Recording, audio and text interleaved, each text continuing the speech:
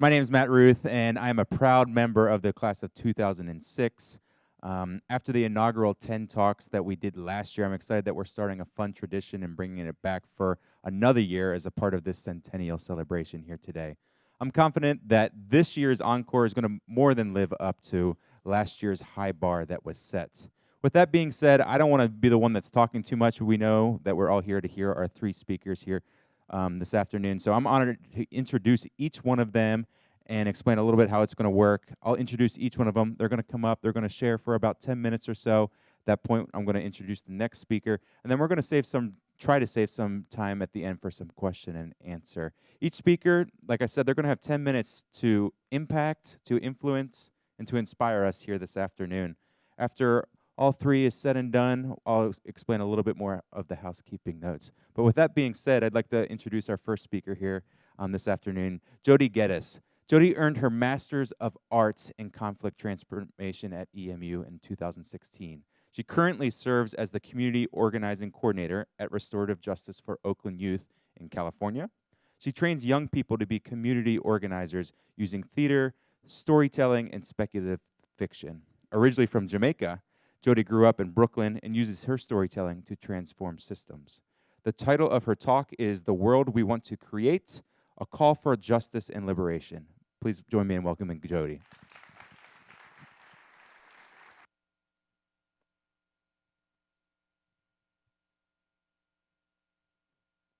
Me? Okay. Wow.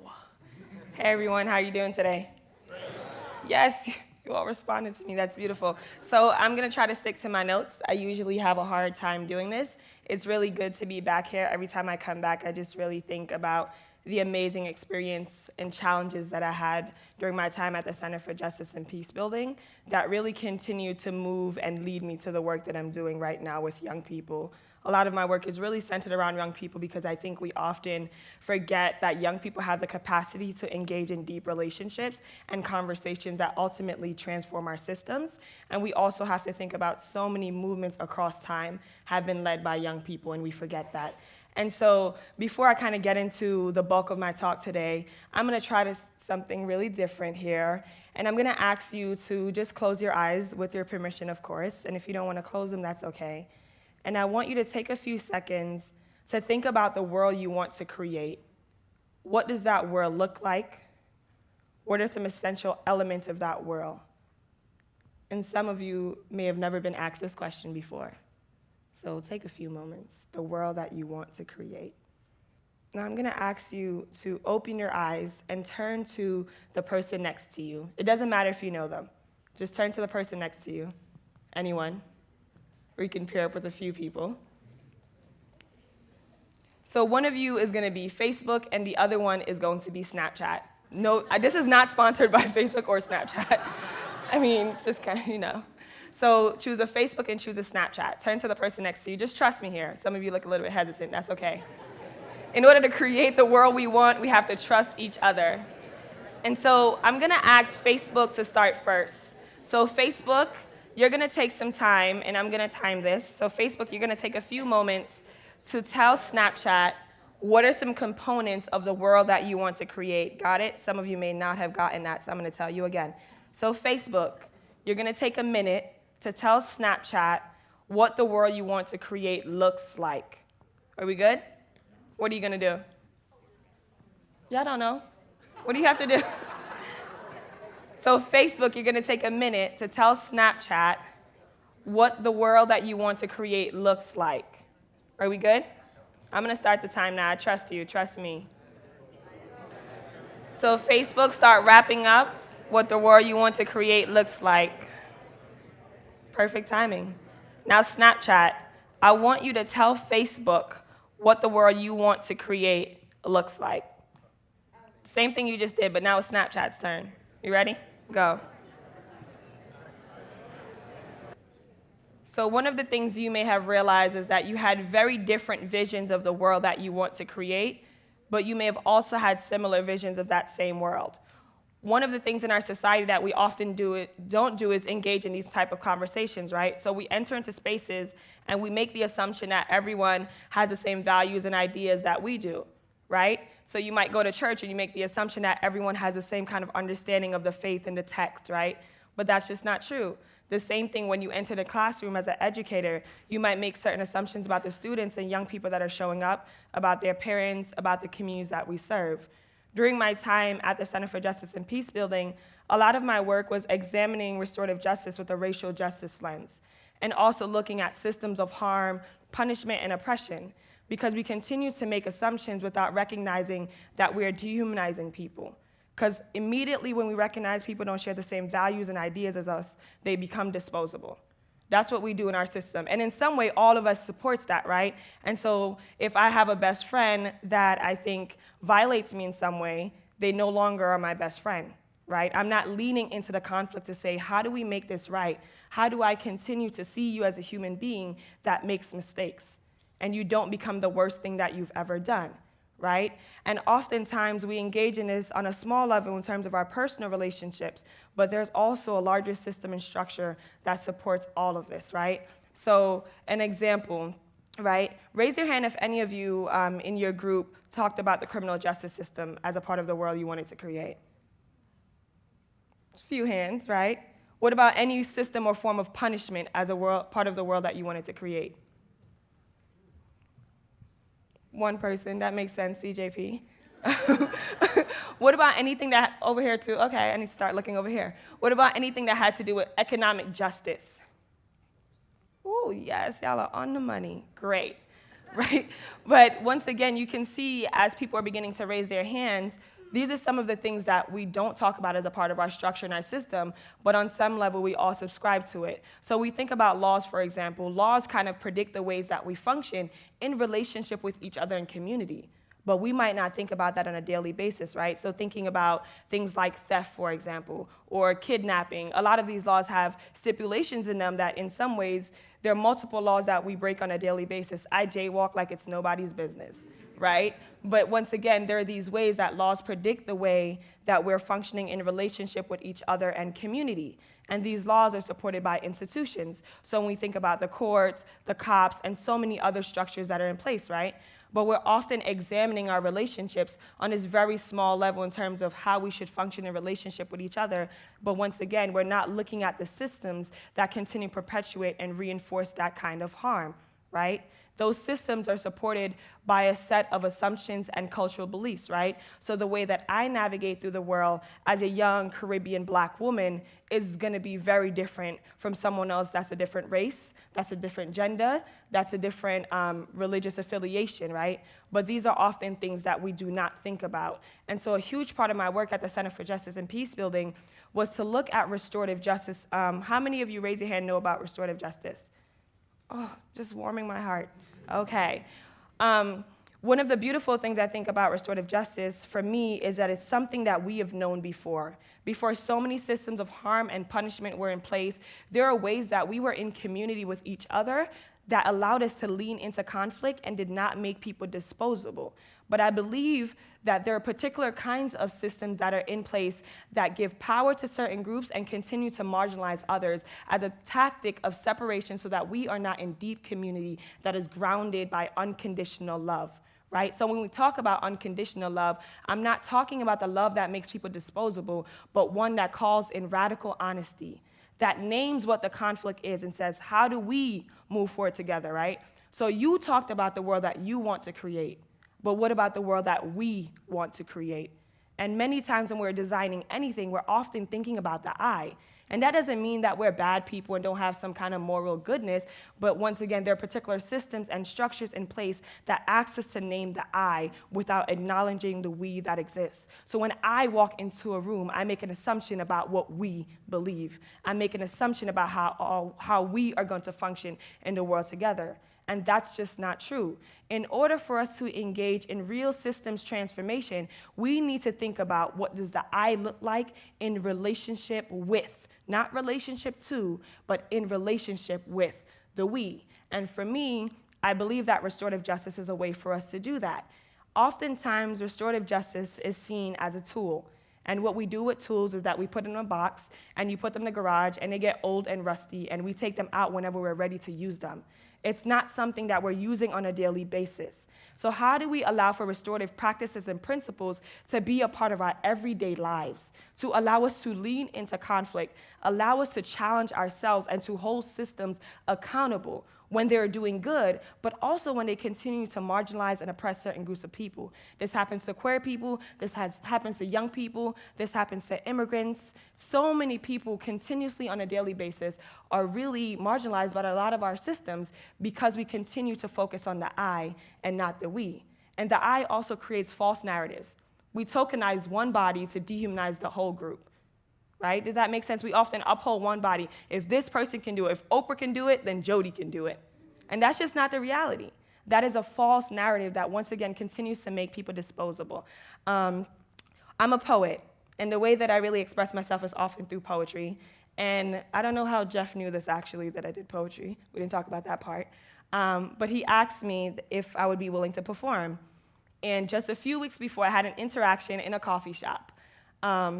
And just a few weeks before that, the person I had this interaction with didn't know that I decided that I was going to live my life unapologetically as a young, Black, queer immigrant woman.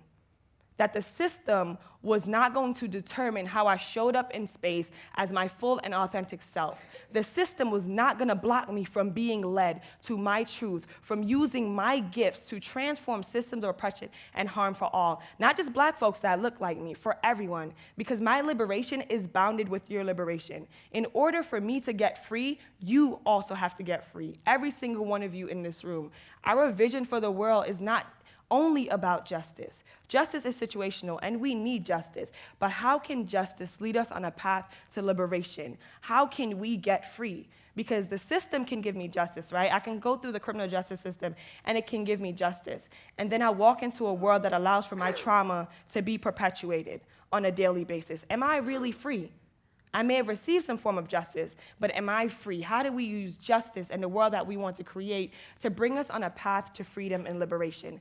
And so this piece, for me, and just the way I responded in the situation, and I'll talk a little bit about that, and I was nervous. And in some ways I was afraid, but also began to recognize that in that moment, it wasn't just about me, but how this person was gonna continue to show up in space, but also how I could hold myself accountable to the work that I say that I'm doing. Right? Because I can do it to people, but how am I living out these values of restorative justice in my daily life? Right? I can hold young people accountable, but what about the systems that harm those young people, that allow them to be in those places in the first place? And so I think this piece for me really kind of embodies that. I've begun to build a sanctuary here. I like how they pronounce my order like it's my name. Don't forget the almond milk. Nothing blended white touches this tongue. I'm cleaning my palate for the day ahead, the anticipation of my heart breaking again. I put it back together last night in a hurry. The construction of time for liberation to just happen, for bodies to just stop leaking its Black blood in between concrete, for the roses to grow despite the lack of capacity for the soil land to heal itself. Ask the land to heal itself. Stop asking the land to heal itself. It is tired of waiting for us. I've stopped trusting it, waiting for it. Who am I? Who am I? What can I stop waiting for? Here comes the white body.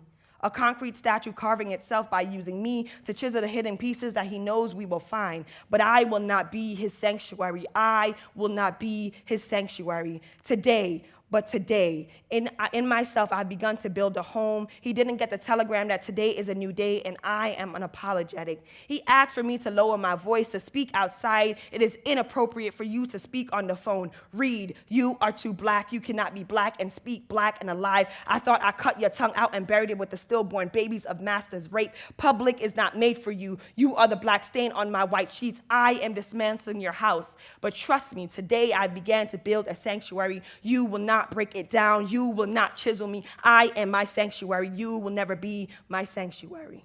Thank you.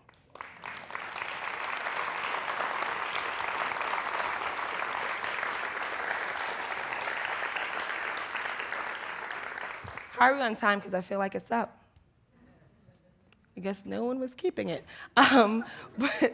So for me, I had this interaction in a local coffee shop that I always go to when I work from home on Tuesdays. I'm really privileged to be at the organization Restorative Justice for Oakland Youth. That's also where I did my practicum. I always have to shout Carl Stauffer out, he's still here over there, for really encouraging me. One of the things I named to Carl is that I wanted to be challenged, because I think as a young black woman, particularly in white academic spaces, when people hear me speak and say things like, "You're so articulate," I become this token, right? So how do I grow if everyone thinks I already have the answers, right? And people often think that I don't have the capacity to be challenged.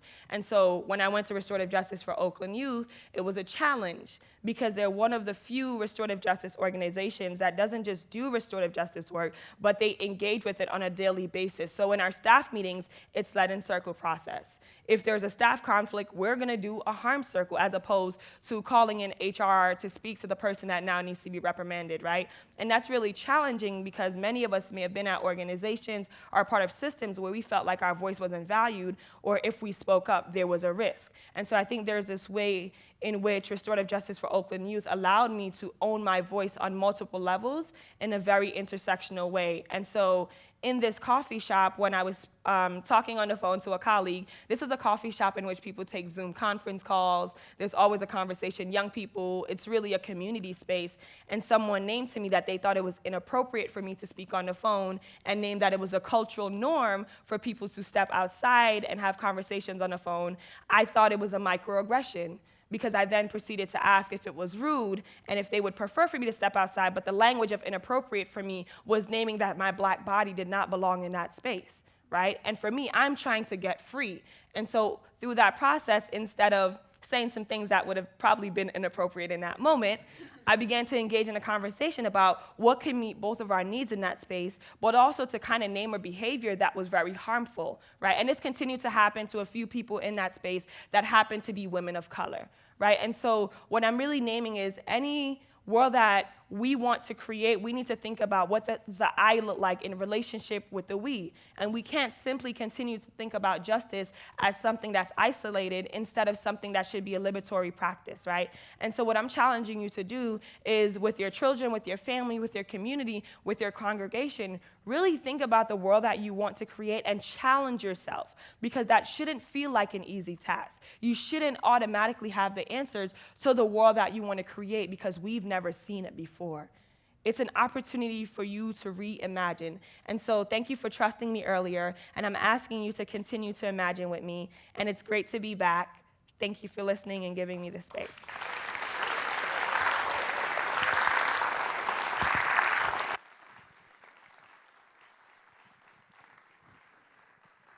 Thank you, Jodie, for that passionate speech and encourage us to focus on the we and thinking about the world that we want to create. Our next speaker, I'd like to welcome Anxo Pérez, who will speak on success in the 21st century. Anxo is this year's Alumnus of the Year awardee, and this is his first time, speaking of being back on campus, this is your first time back on campus since 1997 when you graduated.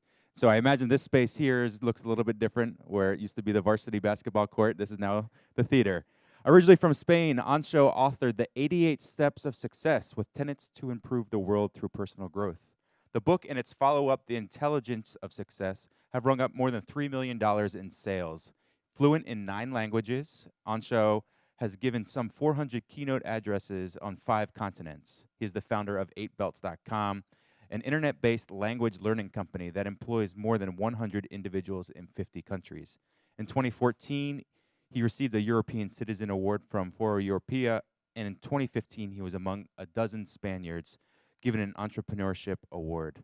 Anxo has given several TED Talks, and we are delighted to have him here as an EMU TenTalk presenter. Please join me in welcoming Anxo.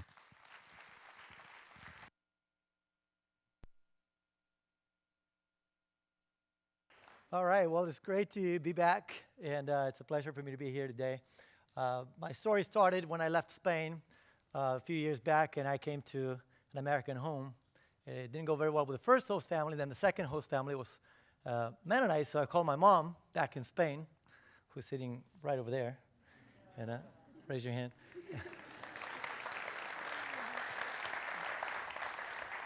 And I said, Mom, you're not going to believe it. I have a host family, and they're not Catholic. And so she was like, what do you mean? What are they then? What are the options? And I was like, well, they're Mennonites. And she was, what? Oh, they're Mennonites. And so we were kind of scared. We thought it was a cult. And so I'm going to share with you 4 life lessons that life has taught me. And the first lesson is, if you want to grow more, you have to expose yourself more. So this is the first lesson. It teaches me that treasures are found away from home. Treasures are found away from home. In fact, often treasures are found away from the masses. So you stay in the comfort zone, that's fine. But I have this great sentence, and I share this with kids and in high schools and different schools that when I have a chance to speak publicly. And if you want a bigger prize, you have to be willing to pay a bigger price. And this is the formula that in my mind democratizes success, because that's what allows you to get a bigger prize whenever you're willing to pay a bigger price. And people sometimes say they don't feel like it, that's fine. But then if you don't want to pay a bigger price, that's fine, the reward is going to be smaller. So the first lesson is, how can we all expose ourselves more? It was difficult for me. If you thought that if it enriched you to have somebody from a different country, of course, for the newcomer, there's going to be not just one new life, it's going to be thousands of lives that are changing their lives. And of course, one of the things I learned about EMU is the beauty of diversity and the fact that there's so many international students. So lesson number 2, or life lesson number 2, is life is a series of dare to moments. Dare to moments. So I was here in Harrisonburg, and on my spring break, a few of us, in fact, some of us are here, and we went to Jubilee Partners in Comer, Georgia. That was the first one, spring break trip. I loved it so much, decided to go and spend the summer there. I ended up teaching English to Bosnian refugees. That was good for my practicum, for my ESL minor. But they were supposed to learn English. We were supposed to teach them English. At the end of the day, we ended up learning Bosnian. They never learned a word of English. That's all right. And I forgot that language, and that killed me. That's how I started to create the methodology that we have patented today. But that first lesson was, life is a series of dare to moments.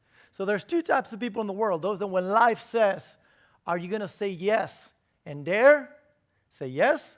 And those that when life asks, are you going to say yes and dare? Say no. And we said at the beginning, success is pretty democratic. Whenever you choose yes and a higher number of times, you get success, some sort of success in a higher number of times as well. So life is a series of dare to moments. So when I come back, I was there in Georgia, Comer, Georgia. There was this African-American tall male, and he saw me play the piano, and he said, listen, I'm going to teach you how to play gospel music. I was like, gospel what? So I'm going to teach you how to play gospel music. I came back, so I learned how to play gospel music a little bit in the piano. And when I came back to Harrisonburg, there was a sign at a church not too far away from here. And it was a sign that said, we're looking for a minister of music. And I'm like, can I help you? And so the reverend, pastor comes to me and says, can I help you, young man? And I'm like, yeah, well, I came for the minister of music post. He was like, not only are you not black, you're not even American. And I'm like, all right, well, can I try out? He said, well, sure, try out. He was very funny. So he sat down, played the piano, and he said, brother, the job is yours. So I became a minister of music at this church. It was awesome. People walk in the church, open the door, and be like, the brother's white. So anyway, that was a fun thing. It was 4 years that I did that. My parents came over from Spain. We were doing 4-part harmony. The choir, of course, was twice my age. It was a wonderful experience. And of course, I came from that mentality that life is a series of dare to moments. You dare, you try things. Sometimes they work, sometimes they don't. I also have other stories. The one time I was in Spain, came back to Spain. My company, 8bells.com, I said earlier, it allows people to learn a language in 8 months. It took us more than 40,000 hours to create this methodology. It took lots of work. I'll tell you a bit about it in a second. But basically, the first language that we ended up teaching, that we started teaching, was Chinese, Mandarin Chinese. And so that was my 9th language at the time. And so I came back to Spain. So I saw this Chinese girl on the metro, basically asking for a Spaniard to talk to her. So I turned to her and I said, 你好，我叫安叔，我想跟你说话。我觉得你非常非常漂亮，你可以跟我说话吗？ Did you guys like my pickup line, or will you change a word? So the girl turns the other way and turns her back towards me, and I'm like, I mean, it took a lot of work for me to say, I wasn't that fluent at the time. It took a lot of work for me to put my sentence together. So I look at her and say, man, you could have at least dared to reply. She turns towards me and she says, I'm Japanese.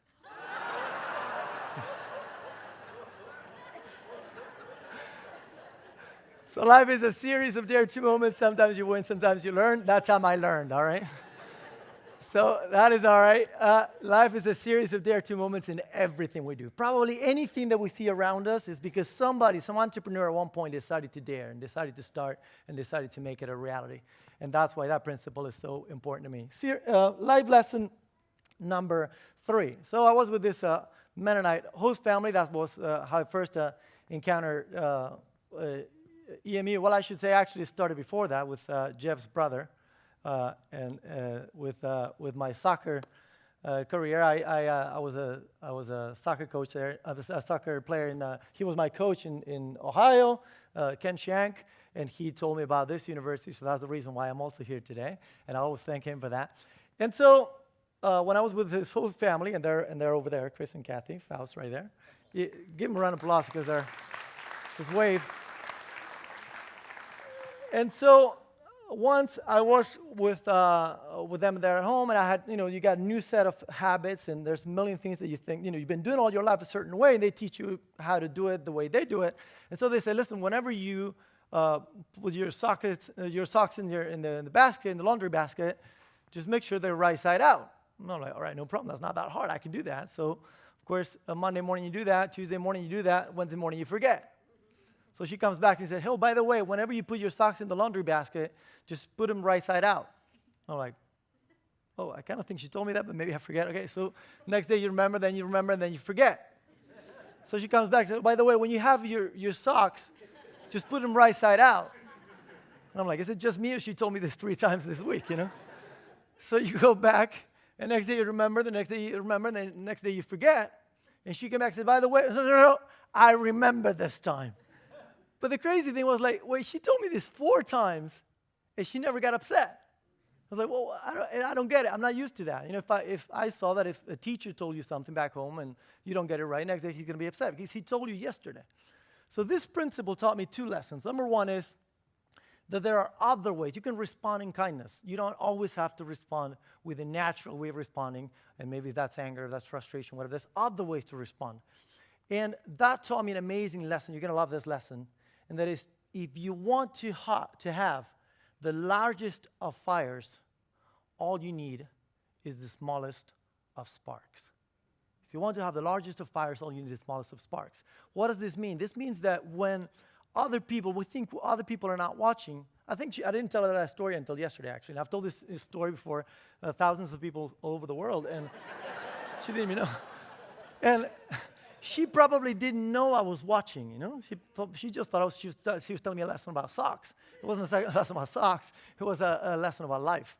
And I share that with many executives now all over the world when I get a chance to talk to them. And that was the first lesson she taught me. The second lesson that she taught me without realizing is that the traditional system, whenever they teach you something, and most teachers sometimes they'll be like, and I've made this mistake before, you think, okay, if I tell you something on Monday, you have to remember it on Tuesday, right? Because I told you yesterday. And so I remember I was teaching French to my mom a long time ago, and I would say something on Monday, and then she would forget it on Tuesday, and she'd be like, oh, I can't believe I forgot. And I'm like, why? She goes, well, because you told me yesterday. And my question was, wait, now if I told you yesterday, does that mean that you should remember it today? I said, well, of course, you told me yesterday. So no, you're assuming that telling you something one time means that you're going to remember it one time. But I claim something else, and that was the lesson that thing taught me. And is that whenever you tell somebody something, the normal thing is not for them to remember them, but for them to forget it. And so when I created the methodology to teach languages, it's called 8-Belt, that was the main principle it was based on. Whatever I tell you today, you are not going to remember it tomorrow. Because if you did, I could just go forward with my textbook. If they tell you as a teacher, the principal says, hey, you have to get to the end of the book by June, that's a very easy thing to do. Just go a bit faster. So you want to get to the 20th chapter? Very easy, no problem. But when you get to May or June, what happened to the first chapter? What happened in the second chapter? Where is retention? If learning and studying, if we taught the best way, then learning and studying would be synonyms, but they're not synonyms. Sometimes we study a lot, but we don't learn a lot. So that's how I started to create this methodology. So this methodology does two things. We created a mathematical ranking where we looked at every word, and I've been learning languages all my life, as I said earlier, spent lots of time learning languages, and especially looking at how the brain acquires these languages. And I was learning Russian, and in the summer I was learning Hebrew, and I was looking at how these languages are acquired, and what I learned is that information is not equal. Information should be unequal. There are some words in a language that are extremely, extremely profitable for your brain. You learn a few words, you use them all the time. It's like if it was the stock market, same thing. You invested here, it worked very, very well. But you invest elsewhere, and the rate of return goes down because you use them very, very, very seldom. So the first thing I learned was that you didn't have to learn information the same way. Some information was extremely valuable. Some information was a lot more useless. When you focus on that information that you use the most, then you can get the highest results in the least amount of time. So the first criterion was frequency of use. Some words are used very frequently, and we give it a mathematical ranking that made them allow the students to learn them really quickly. And the second criterion was the level of combinability. Some words are very, very combinable, and we learn those first. We give it a higher mathematical ranking, and some are not. So we created this algorithm that allowed students to learn based on mathematics, and it was very, very, very good. Of course, I picked up a lot of that in Ohio. I got a math award there at the high school. I always loved math, but then back at EMU, I was able to work on a lot of these things as well. But the great thing is that you don't always know. You just make things happen. So I say, don't seek success, seek experiences. And experiences will become that success. And I've always claimed that there are three things that is what we should invest in the most. And these are the three things that nobody can steal. If you make a lot of money, you buy great properties or great cars, that's great, but that can be stolen. That's not a part of you. But the three things that can't be stolen are learning, our experiences, and our relationships. And these are the three things that talk about not the success that people think about, which is the materialistic success, but the inner success. So from that lesson, remember the sentence: if you want to have the biggest of fires, all you need is to have the smallest stuff sparks. And why is this so important? Because this is how you inspire people. Very, very important when our children are watching, to tell first-person stories. Not to tell them, but to actually live them. And the life lesson number 4. So when I created this methodology, it quickly became sort of revolutionary, because we actually got lots of famous people in Spain to learn Chinese. Some of these people couldn't even speak English, and all of a sudden they were speaking Chinese, and they could prove it. And we had something that was outstanding, and it's that many people could promise that you could learn a language in 8 months. Anybody can do that. Promising is easy. The difficult thing was to prove it. And I say that the best way to convince is by proving. So if you can prove it, that's the best way to do it. So we got very famous people to learn with our languages, some Real Madrid players, some Barcelona players, some TV hosts, just very, very prominent people in Spain, and they were able to do it with Mandarin Chinese. And we knew that if we could do it with that, people knew that we could do it with any language. We started with that. And soon we started to be featured all over the press. There were 700 interviews. It was a crazy thing. It was all over the press all the time. There were days where we have 14 interviews in just one day. That gave us lots of press. We didn't even have to spend a cent. It was just make something unique, and the world will want to hear about it. And this is crazy, because I didn't know this. I thought that we're going to have to pay a lot of money to get people to hear about this. Well, it wasn't. It's like, you make it unique, people want to hear about it. So when we did that, we started growing, and we started hiring people. Spain had an unemployment problem, and we could hire a lot of people. So now we have over 100 employees. And of course, I speak in we, because when the press featured a story, they placed me in the center of all the applauses and all the recognition. And that is part of that is obviously true, but part of it's not true. It's not. I didn't deserve all that, because there was a team of people behind it. And I don't know one single person, definitely not here, not anywhere, that has reach their success on their own. I don't know anybody that's done that. Everybody has been helped before. Everybody has been helped by host families, biological families, communities, the university, all your friends, all the people that supported you along the way. So it's very, very important. There's this story I usually tell in my talks is if you went and climbed the highest mountain in the world and indigenous people saw you coming there to do such a crazy feat, nobody's ever climbed that mountain, you go there, and they see that when you're hungry, they give you food. When you're thirsty, they give you water. And when you're cold, they give you blankets. And when you're down, they bring you up.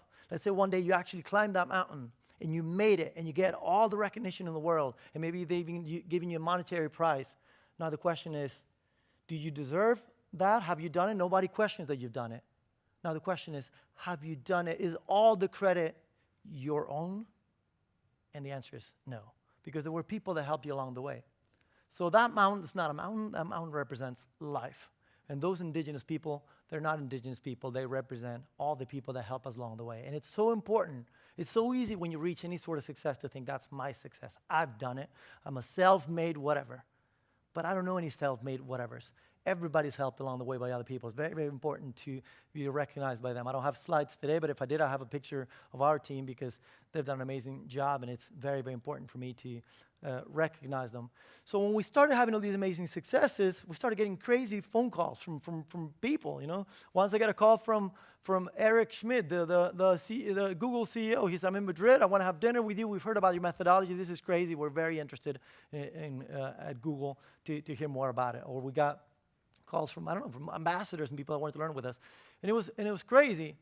And when these things would happen, I would share them with the team. Got a call from Spanish national television. Now I have my own TV show in Spain talking about entrepreneurship. Crazy things I would have probably never dreamt about. The fact that the book was the most sold book in Spain. Just amazing things that I would, and would bring the team together, and my company, and I'd tell them about it. And I'd be like, hey, we've done this, we've accomplished that, we've gotten this. I've learned another language. Maybe I would say it so that it would inspire them to do it. And we'd have these crazy team building weekends and activities.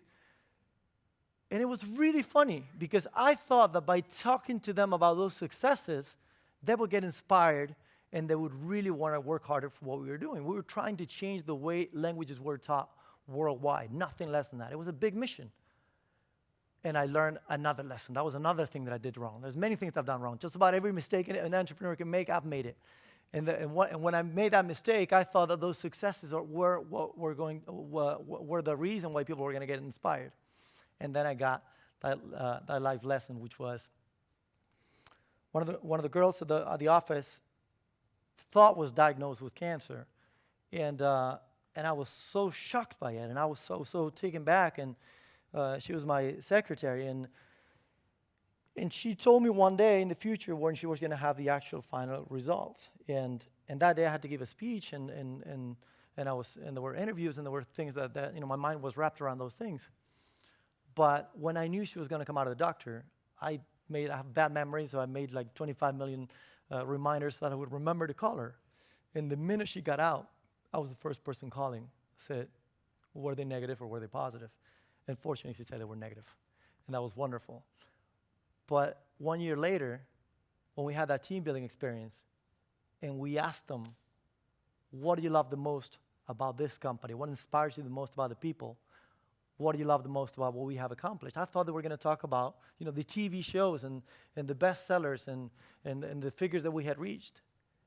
And at the end, people didn't talk about those things. She only talked about the fact that you remember that day. You remember to call. And so this taught me the final lesson. Are you guys ready for the final lesson, yes or no? Yes. And the other half is also ready? The life lesson number 4 says this. People won't remember your success. They will remember your kindness. Thank you very much.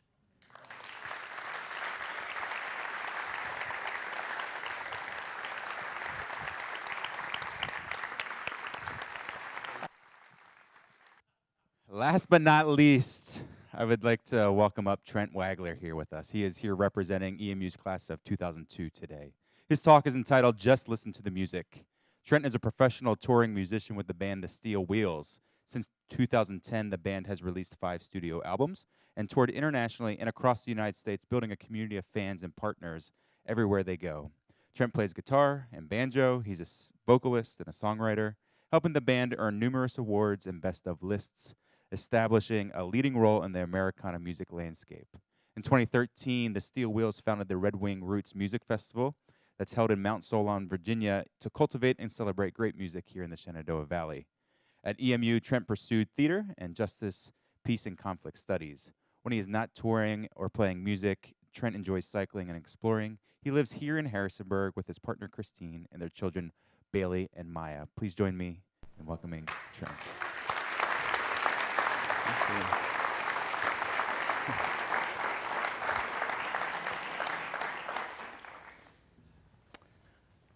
Hello.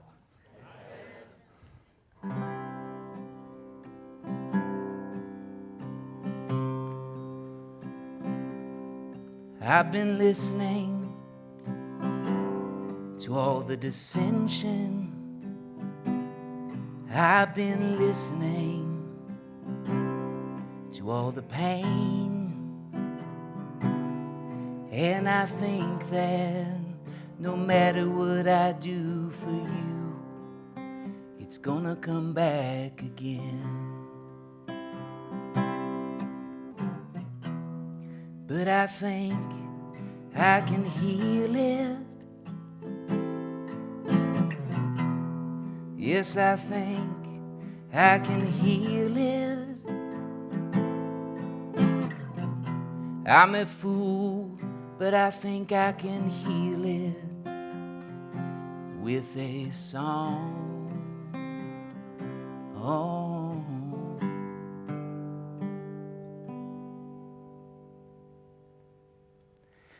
Leonard Cohen's words,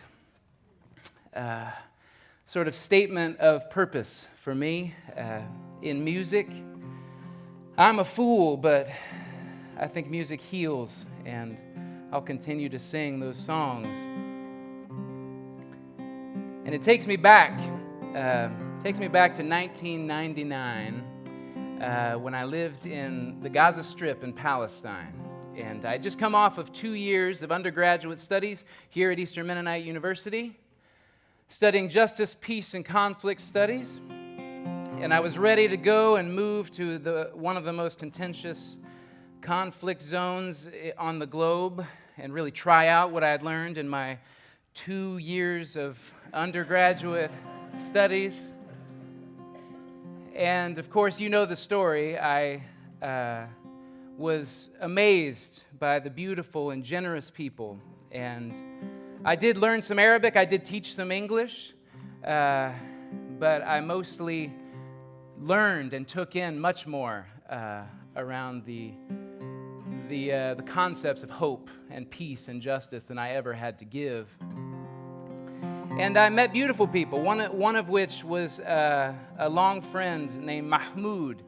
And Mahmoud was a college student like myself. He studied English at the local university. And he valued getting to sit with a native English speaker, and I was a native English speaker.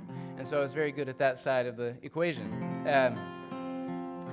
But Mahmoud was also a musician, so we connected in that way as well. And he was fascinated by the guitar and had never really been able to put his hands on one. And he wanted to learn the guitar. But he played an instrument called the oud, which is an Arabic lute, a beautiful instrument that's fretless. And so we decided that what we would do is we'd get together once a week, and we would have this musical exchange. And he would teach me music on oud, and I would teach him what I know on the guitar.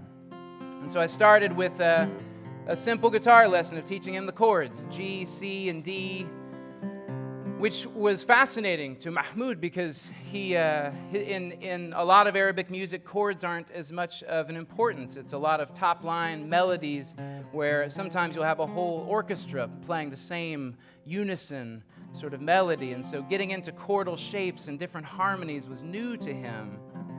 And likewise, when I tried to learn the oud, it was complex to me. And these new melodies and new scales that he taught me were mysterious. And sometimes there were notes between my frets on the guitar notes that I couldn't even get to. I even sometimes I had to train my ear to hear these notes because they aren't in Western music.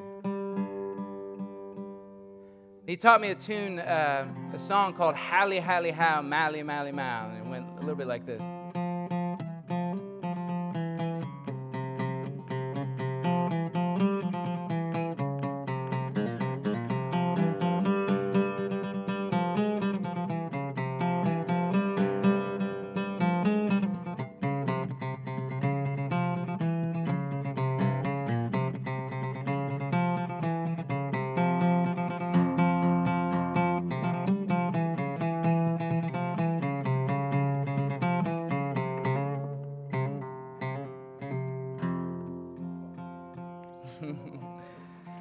And thank you. And the lyrics I've lost the lyrics after some years, but I remembered learning these lyrics and asking him to translate. And he said, well, it's a love song. There's a bird and there's some flowers. And he just kind of gave up. He said, I don't know how to translate it. It's just a folk song. And that kind of made me laugh because it reminded me of an old song my grandpa used to play back home in southern Indiana. And he used to play this little tune that goes...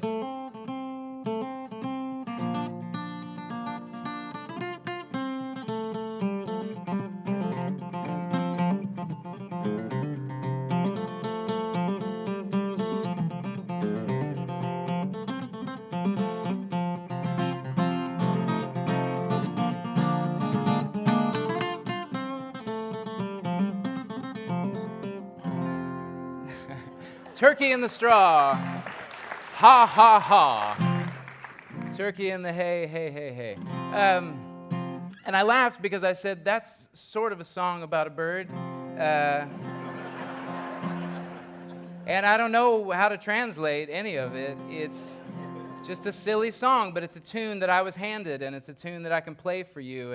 And we sort of mused about the fascinating forms of folk music, miles and miles away and cultures away, and yet how we couldn't explain the songs. We didn't even know why we were drawn towards these tunes, and yet we could sit there together and laugh and sing and play and connect together with that music. Which sort of led me back to Virginia after this year of being in Gaza, and led me on a quest to take in more of the folk music around me.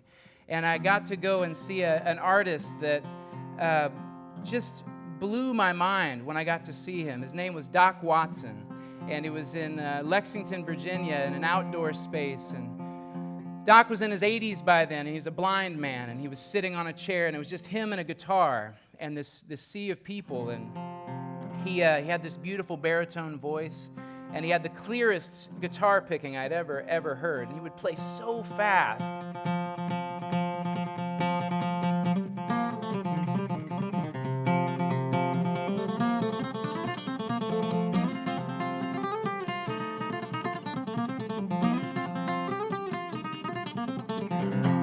Something like that. But I don't do him justice, but it was transcendent to see and hear and feel this music. And you look around the crowd and you'd see some college students like myself, and you'd see some old hippies, and you'd see some local folks. And as I left that night and I looked around the parking lot, you'd see different bumper stickers on some of the cars. And it made me realize the music is also this connector that can connect people that spend a lot of their time perhaps under different banners, but when we're together in space, we can all come together under one banner of music. And that really struck me. And around that time, I started to be inspired to write songs myself and take on that challenge of writing something that hopefully could sound new but sound old at the same time, since I was inspired by old music. And I went back to my grandfather, a big musical inspiration for me.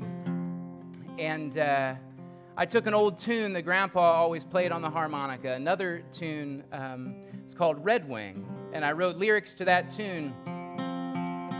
And I decided to make that sort of a vehicle for this very idea of a tune that kind of flies above us, this thing that's beautiful and comes before us and may go way beyond us. But it's something that we can sometimes look at and admire, sometimes connect to with our emotions, or reminds us of family members or of some experience we had, but we can't always explain it. And we played that song, and some years later we even created a music festival named after that song to embody the same idea of celebrating music, and a way that we can spend 3 days together just under that banner of music and no other banner, but just taking in the inspiration that we find in the melody and maybe in the harmony.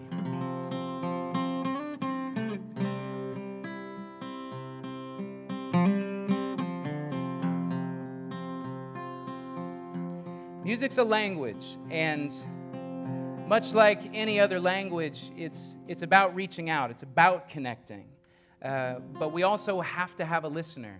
Just like with any language, it doesn't make much difference what I'm speaking if you can't understand, or you can't hear, or you can't listen. And I think we live in a time right now that is noisier than ever, and it's tempting to turn off, and it's tempting to shut down, and it's tempting not to listen. We live in a time where 140 character rants take the place of proper speeches, where it's difficult to get through to each other because there's often a device in our face. And music is one of those ways that sometimes we can get outside of that rhythm and really, really connect. And when I say connect, and I say good music, and I say this world could use it, I'm not just talking about happy-go-lucky songs. I'm not talking about circling up and doing kumbaya. I'm talking about songs that also challenge us, and songs that make us think. Woody Guthrie, the great poet and folk singer, said that the job of the songwriter is to afflict the comfortable and to comfort the afflicted. That's the exact same term I heard in a Bible class at this university, that was the job of the prophet. And that's a big task for anyone. I don't think it's just a songwriter. I'm not here to tell you that music will or can or is going to change the world, certainly not by itself. But I can stand here and tell you that music undoubtedly has changed my world.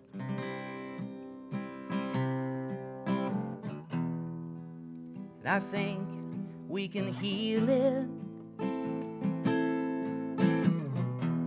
I'm a fool, but I think we can heal it with a song. Oh.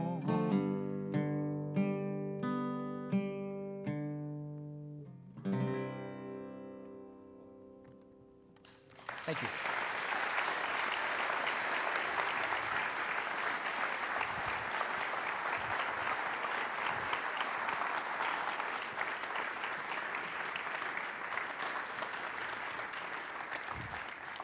Thank you, Trent. Great to hear about how music has changed your world.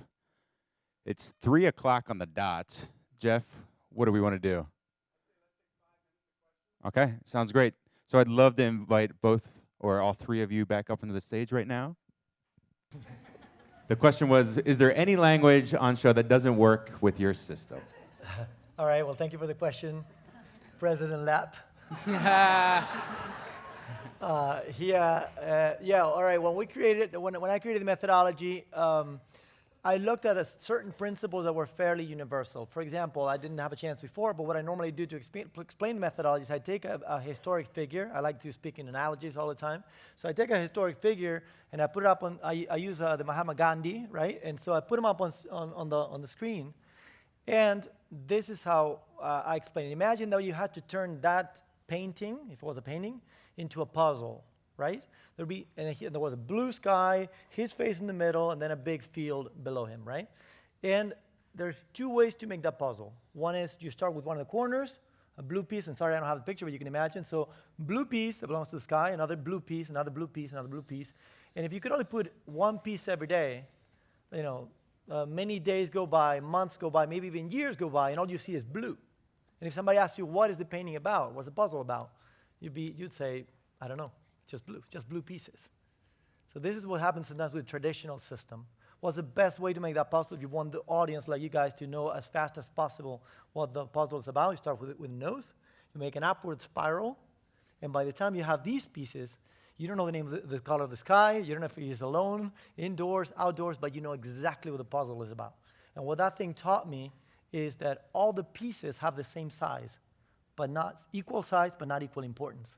And every time you learn the Gandhi face, I call it the Gandhi face theory, every time you learn the Gandhi face of any discipline, be it languages or mathematics or whatever it is, you can have the most relevant information in the shortest amount of time. So that applies to every single language. What we then had to do is to actually map out each single, the language that was going to take more time. But the principles are very universal. Thank you for the question. Who else? How do you distinguish between your fun and your work, or is it all blended together? Who's that question for? The question was, how do you distinguish between your fun and your work? Trent? It's a good question. I don't know that we have to, do we? I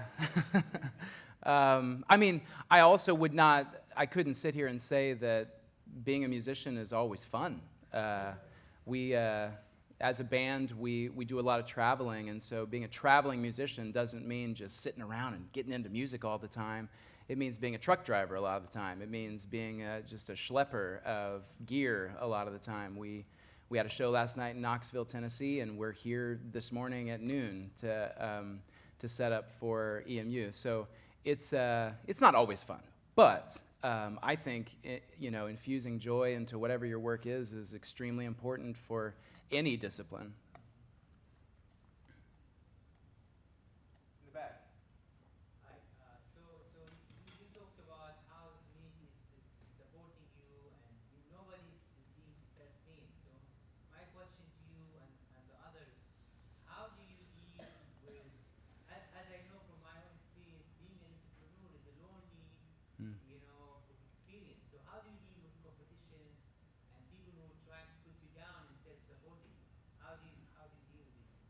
Where are you from?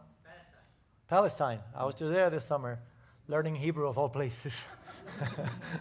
Thank you for your question. Absolutely. I mean, being an entrepreneur, when I talk to young people, and now even from our TV show, and I try to paint a very realistic picture. I don't want them thinking, okay, I'm going to be a billionaire and not doing any work. No, I want you to realize. So the first year in business, I had no life, no weekends, no vacation. You don't know if you're going to, it was more difficult to have 3 employees and not to have over 100, because you don't know if you're going to make it, to the next paycheck and to be able to pay all the salaries. And it's very, very difficult. So I have a sentence that says, don't let them tell you that it's a waste of time. It's not, but don't let them tell you it's easy, because it's also not going to be easy. So it's not going to be easy, but it's worth it. And that makes a lot of difference. It won't be easy, but it will be worth it. And there is something very important that, in my opinion, is the education of the 21st century. Is not so much how much you actually think, but how much you actually do with that which you think about. So at the end of the day, it's actions. It's all about action. And I'm a thinker. It didn't come naturally to me, but I know that you don't build a world with ideas. You build a world with actions. At the end of it, you have to bring them down. So I had to train myself to execute, to be able to. And as far as competitions and things like that, when you're an entrepreneur, you always think they're going to steal your idea. They're not. And you're always wrong about that. No, but my idea is so wonderful, I'm not going to tell anybody. That's wrong. I learned that the hard way. And second, it's not, my biggest concern was how to patent that methodology. I thought, but at the end of the day, if you have that idea, if you tested it yourself, you've used it with your own languages, they're not going to steal it. You know how to do it. Nobody else is not going to know how to do that. So at the end of the day, it's not the value of the idea. It's the value of the execution of the idea. So, of course you have competition, but we had something that was outstanding, which was proving. We could prove it. I could get any of you guys, and we could, in 8 months later, if you give me 30 minutes every day online, you can speak a language, And this morning I ran into somebody in the elevator, said, I'm going to prove that your system is wrong because I have a really bad memory. Like, no, I don't believe in bad memory. I don't believe in bad for languages. That's not true. It's just, if you're taught right, anybody can learn. One of our first client was the ambassador of Spain to China. He was 71 years old. He said, I've been trying to learn Mandarin Chinese for 25 years. I can't do it. And I'm like, listen, don't worry. It's not you. It's the method. I'll show you how you can do it. 8 months later, he could carry a conversation. He was our best ambassador. Fantastic. All right, I think we are out of time here this afternoon, so let's give a big round of applause one more time to our speaker.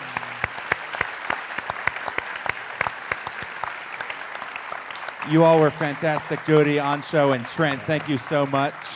And You're a great speaker. And thank all of you for coming out here this afternoon and joining us for this second annual TenTalks celebration.